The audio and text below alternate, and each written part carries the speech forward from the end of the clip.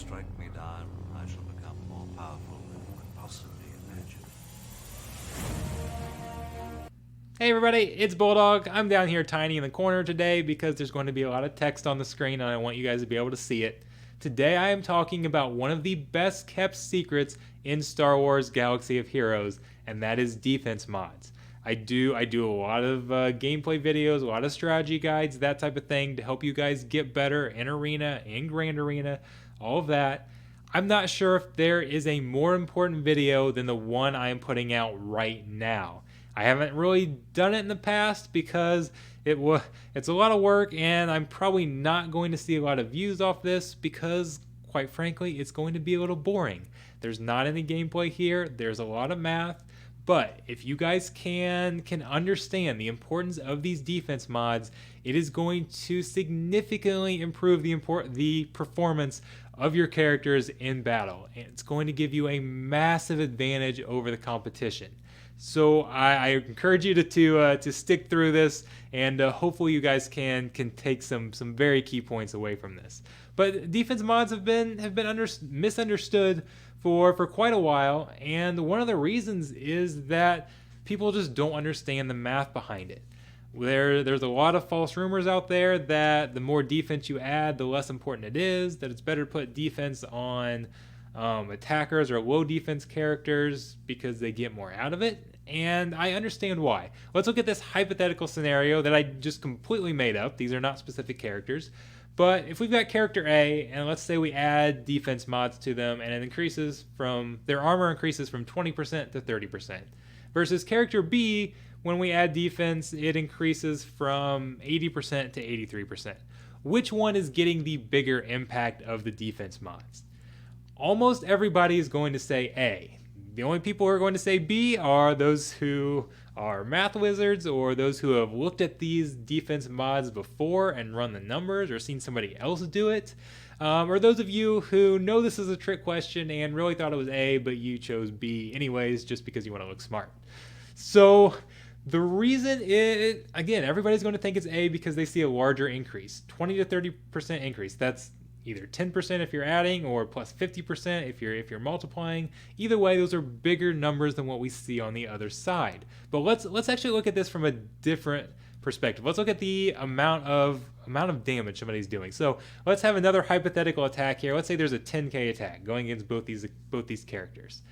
For character A, going from 20% defense to 30% defense drops the attack damage down by 12.5%. You reduce incoming damage by 12.5%. If we run the same numbers for hypothetical situation B or character B, that 10k attack with 80% defense does 2k damage. Adding the extra, going up to 83% defense, it takes it down to 1.7k damage. That's a damage reduction of 15%. That's a 20% increase in damage reduction. That's a much better mod increase on the high defense character than the low defense character, even though you're seeing smaller numbers in terms of your armor increase. And that really confuses people, and that's, I think, a big reason why defense mods have not taken off. So let's get into an actual formula here that you guys can use. If you're looking at, I know what you guys want to know from this video: when do I use defense mods, when do I use health mods or protection mods, whether it's sets or primaries or whatever. Here's a formula that you can actually use.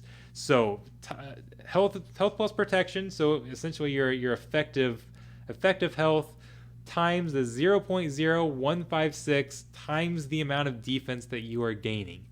This is going to basically convert the defense that you're gaining into a health number that you can then compare to your health or protection mods. So if the number you get when you plug it into this formula is greater than the amount of health or amount of protection you're gaining from the equivalent mod, then the defense mod is superior and you want to go with that. Spoiler alert, the defense mod is almost always going to be superior for almost every single character.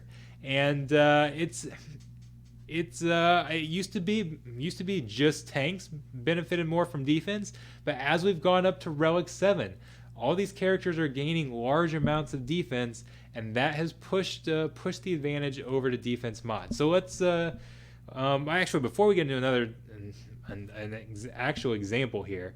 Let's talk about defense and armor, because a lot of times the game doesn't give you defense to put in that formula. It gives you armor or resistance percent. You can to calculate the change, you can plug it into this formula. This formula above is defense. Use defense to go to armor percent, or you could reverse it to go the other way around, or you can use this little table here. I'll take myself off the screen so you can see the full table if you want to screenshot it or anything like that. If you've got a certain armor percent, let's say you've got 45% armor, to throw a random number out there. You can go to this table, see that, okay, that's about 525 defense, a little less than 525 defense. And that can give you a pretty good estimate to actually plug into some of these formulas if you're wanting to do the math yourself to find out what type of mod you should use on a character. But anyways, let's jump into an actual example. And if this doesn't convince you guys that you need to be using defense mods, nothing is going to. This is a Relic 7.5. This is going to be the character that, before factoring in any uniques or leaderships or any additional factors, which I'll get to in just a moment, he has the highest defense in the game. So if anybody benefits from him, it's going to be him. You can see these are the Relic 7 base stats up top. Look at the difference. On the left is the amount of health or protection you get from a health set or a health primary or a protection primary. On the right is the equivalent health. So it's converting the defense that you gain into a health number. So you can compare 1 to 1. This is the amount of health you are gaining from a defense stat, or from a defense set or a defense primary. This is assuming you're using a protection circle, because if you go back to that previous formula, to find out essentially how much health or protection you're gaining from a defense set, you have to know how much health or protection you're starting with. So I added the protection from a protection circle in there. But anyways, look at the defense set compared to a health set. It's almost 10 times as effective. 10 times as effective. Almost 6k health versus 52k health, going from health set to defense set. And you can do this 3 times. You can get 3 defense sets on a character. That is an insane difference. And even the primaries, comparing a protection primary to a defense primary, it's 3 times more effective. Almost nobody runs defense primaries. Very few of them are out there, and usually the only ones you see are ones that have a high secondary speed, and people are just using it just for the speed. Defense primaries are still very, very good. Not quite as good as defense sets, but they are still extremely good, especially on tanks, especially on somebody like Fives here. Using a full defense set with defense primaries versus using a full health set with health primaries or protection primaries, it's a massive, massive difference when you're looking at effective health. So taking essentially the amount you can absorb, amount of damage you can absorb after factoring in your own defense. It's several 100,000. It is a huge, huge difference. I cannot say this enough. The advantage of using a defense set or defensive primary on tanks in particular is huge, but it's actually not even limited to tanks. So let's run the same thing with, I'm going to use Bastila Shan Fallen here, who has one of the lowest defenses in the game. It's like bottom 4 or something like that in terms of defense. And she still benefits more from defense sets and defense primaries than she does from health sets or health or protection primaries. Defense sets and defense primaries are that good up at Relic 7. These characters have gained a lot more defense going up to Relic 7, and they're gaining defense at a higher rate than they're gaining health or protection. So yeah, in this case, we've got an attacker. There are maybe more important things than health or protection or defense for attackers. Maybe you want crit chance or speed or crit damage or any offense, any of those other things. So I'm not necessarily saying a defense primary is better than an offense primary, or maybe she needs potency or tenacity or whatever you're trying to run her for.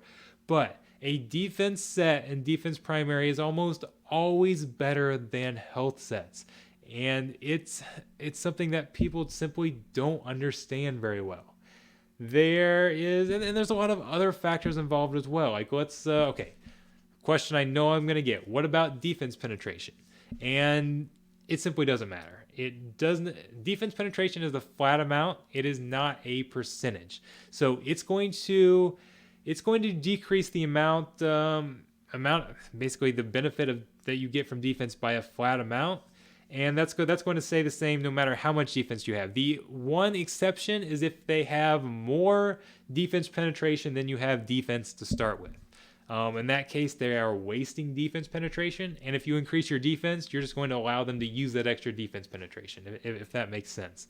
So, but it definitely can happen, but it's not a very common occurrence. So usually you can just forget about defense penetration, because the amount of defense you get, the benefit that you get from defense is the same for every single point of defense, whether you're going from 100 to 101 or you're going from 2000 to 2001.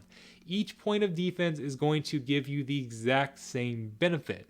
It doesn't look like that. Again, going back to those percent armor calculations, I know I'm not explaining this very well, but I'm trying my best. I'm not a math teacher. But each point of defense you get gives the same benefit. You just don't see that increase in the armor percent. And that's just the way the armor percent works. It kind of forms a curve on the line there, but each point of defense, the main takeaway is each point of defense provides the same benefit. So adding an extra defense percent to a character that has a high starting defense is just going to give you a huge benefit. So on to some other factors, because even though defense, when you do the raw math, defense is going to work out better than health almost all of the time. You have to figure out other things. When you're doing your calculations, you have to look at physical versus special damage and who you are facing. Some characters have high physical, high armor, which is damage mitigation against physical defense, but they have low resistance, which is damage mitigation against special damage. So each one is calculated differently. So I did the example I did with 5s, and Bastila Shan Fallen is for armor. You can do the exact same thing for resistance. Bastila Shan Fallen actually, I believe, has a higher resistance than she does armor. So just something to keep in mind. Some attacks ignore defense or do true damage. It's attacks that ignore defense, adding extra defense is obviously going to give you no benefit. So if you do load up on defense, you become susceptible to those types of attacks. Or you've got some of the droids, for example, that do true damage, or Rey now on her ultimate does true damage. So something to keep in mind there when you're trying to absorb some of those attacks. You've got a bunch of leadership and unique abilities, whether either positively or negatively, that can affect these types of things. I talked about droids. General Grievous decreases defense by 50%. That's going to hurt you a lot more if you've stacked up on defense than if you've added health or protection or that type of thing. You've got some leaderships that will increase your own health, increase your own defense. A lot of people think that if you have a leadership that is increasing health, that means you need to use health primaries, health sets, that type of thing. And that's not necessarily true either. Because remember, go back to that formula. The more health you have, the more effective your defense is. The more valuable each point of health is when you have high defense. So those two are linked.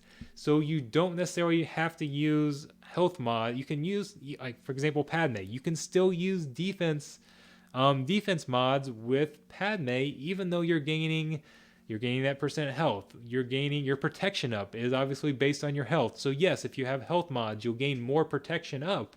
But if you have defense mods, even though you're gaining less protection up, it's harder to hit through that protection up because you're mitigating more damage.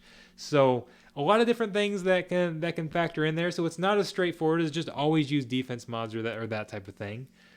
Buffs or debuffs go along the same line as leadership or unique abilities. Defense down is going to hurt you a lot more if you've added defense mods. Defense up is going to help you a lot more if you've added defense mods.